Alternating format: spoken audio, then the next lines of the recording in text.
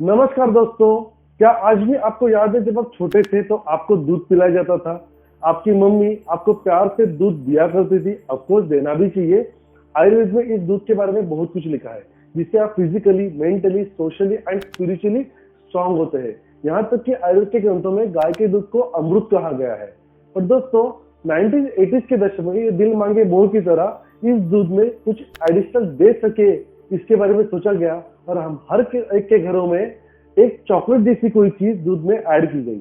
और इस चॉकलेट जैसी चीज की वजह से हमारे हर घर में उसने स्थान ले लिया और ऐसे लगने लगा कि अब हमारे बच्चे ना बहुत ज्यादा होशियार बनेंगे और स्मार्ट बनेंगे। पर एक्चुअल में वैसे हुआ नहीं।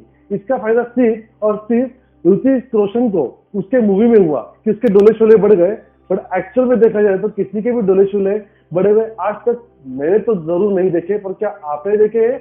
अगर देखे हैं तो मुझे कमेंट बॉक्स में जरूर बताइए। पर फिर भी आगे जाने से पहले मैं आपको मेरी केस स्टडी जरूर बताना चाहूंगा, जिसमें ऐसा ही एक बच्चा मेरे पास आया था एज अ पेशेंट, जिसकी माँ ने उसे प्यार से दूध में चॉकलेट मिश्रित वो चीज दररोज पिलाई थी।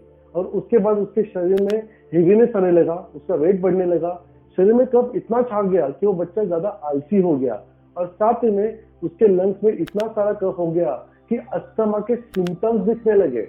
अब दोस्तों यहाँ पे डिफिकल्टी आने लगी। काफी सारे ट्रीटमेंट हुए, ट्रीटमेंट के साथ ट्रीटमेंट चलते गए, एंटीबायोटिक्स आने लगे, पर उसको रिलीफ नहीं मिल रहा था। उसके बाद एक कंडीशन आई जिसमें उसको फीवर आने लगा और ये फीवर रुकने का नाम नहीं ले रहा था। अब एक पर्टिकुलर डेज के बाद डॉक्टर ने भी एंटीबायोटिक्स देने से मना कर दिया था।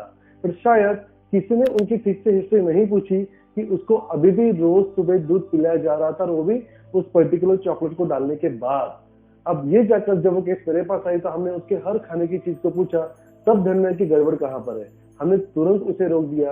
याद रखिए दोस्तों, कभी कभी अमृत भी अगर ठीक से नहीं दिया गया और कुछ अलग चीजों के साथ दिया गया तो जहर का काम करता है। हमने उसमें इमीडिएटली उस बच्चे को देखते उसके लंग्स में जो कफ है उसको निकालने की सोची और आयुर्वेद में एक वमन नाम की प्रोसीजर बताई गई है, जिसमें हमने उसको कुछ पर्टिकुलर मेडिसिन देके ओमिट करा के वो कफ पहले बाहर निकाला और बच्चे को इतना रिलीफ मिला कि बच्चा आराम से उस दिन चैन की नींद हो गया, जो रात भर खांसते खांसते परेशान हो रहा था। दोस्तों यहाँ पे उसके बाद हमें उसे कुछ मेडिसिन देनी पड़ी जिससे उसका फीवर हमेशा के लिए चला गया और उसे एंटीबायोटिक्स देने की जरूरत नहीं पड़ी। मैं यहाँ एक चीज जरूर बताना चाहूंगा, मैं किसी भी साइंस के खिलाफ जरूर नहीं हूँ। एंटीबायोटिक जहाँ जरूर है वहां पे जरूर देनी चाहिए, बिकॉज हम दुनिया के हर साइंस का रिस्पेक्ट करते हैं। पर इसी के साथ में एक चीज बताना चाहूंगा, जिस चीज की जरूरत नहीं है उससे बच्चों को देना अवॉइड कीजिए। बट यहाँ पे प्रॉब्लम सॉल्व नहीं हुई थी। अभी उस बच्चे में एक वीकनेस आ चुका था। जो बच्चा पहले टॉप क्लास नंबर 1 पे आया करता था, अब वो स्टडी में कमजोर हो चुका था। हमेशा देखिए, हमारी बीमारी हमारी जड़ों को काट देती है।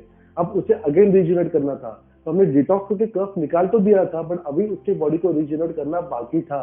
अब यहाँ पे हमने क्या किया है, उस पर एक पर्टिकुलर मेडिसिन स्टार्ट की, उसमें शिरोधारा स्टार्ट की, बॉडी को पिंडस्ट्रेट दे दिया जिससे उसकी बॉडी नरिश हो गई। हमारे माइक्रोपोज से उसमें जो हमने मिल्क वाला एक प्रोडक्ट बना के पिंडस्ट्रेट देके उसमें से एब्जॉर्ब कर लिया और फिर पहले जैसा वो तंदुरुस्त दिखने लगा, उसका ब्रेन अभी अच्छे से काम करने लगा और धीरे धीरे उसने अगेन एक बार आने वाले 1 साल में अपने प्रोग्रेस पे वो कायम आ गया और जाके वो अगेन टॉप करने लगा। दोस्तों तो ये कहानी उस बच्चे की जो दूध में चॉकलेट डाल के पीना पसंद करता था। याद रखिए, कोई भी चीज ज्यादा करोगे तो जहर बनती है। इससे हमने क्या सीखा, कभी भी आपके एक्सपर्ट की सलाह लिए बगैर कुछ भी मत कीजिए, क्योंकि ये चीज हानिकारक हो सकती है। ऐसे और इस जैसे वीडियो देखने के लिए मेरे इस चैनल को जरूर लाइक कीजिए, सब्सक्राइब कीजिए और कमेंट कीजिए आप इसी तरह के कौन से और वीडियो देखना चाहोगे। पता है क्यों? क्योंकि मैं हूँ डॉक्टर अक्षय गोयल, आपका अपना लाइफस्टाइल डिसऑर्डर स्पेशलिस्ट।